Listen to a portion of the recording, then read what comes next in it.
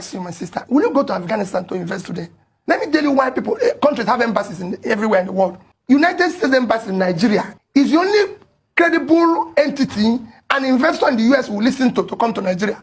Not to Peter Obi or anybody going there and preaching.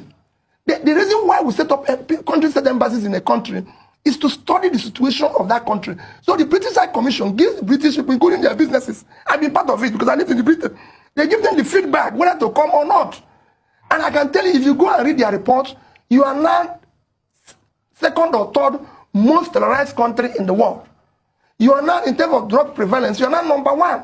So nobody is going to go to a war. The person has to be alive to enjoy the return on his investment. So nobody is going to go with you and everything. Intel is just investing $7 billion in Malaysia. I haven't heard the president of Malaysia going anywhere to talk about that. He's in Malaysia.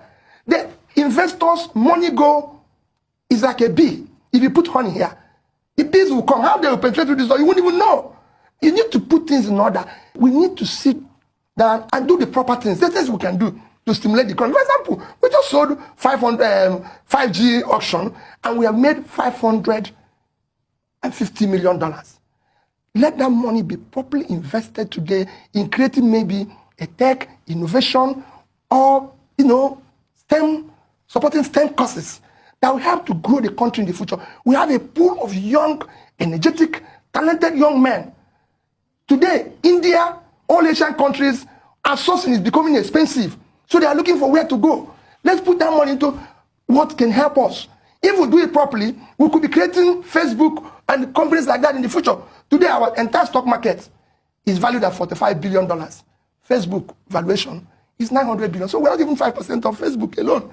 And we have so many people who can create such companies there. But by the time you know it now, they use the money to pay judgment debt. What type of thing is this? Is what I'm saying. Okay, let's talk about debt. Is it that we need to rethink debt? What is happening with debt? I started talking about debt since 2017. If you borrow for investment, it is good.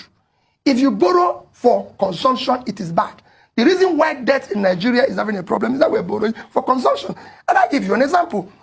If you go and survey, forget the Western world, if you survey all the countries in Africa, the major 10 economies, over the past 7 years, Nigeria has borrowed the most, over 300% of our initial debt. We're about $20 billion before. We're hitting 100 now.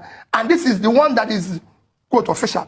If you put other ones that CBN is supporting, it would actually be hitting about 60-something.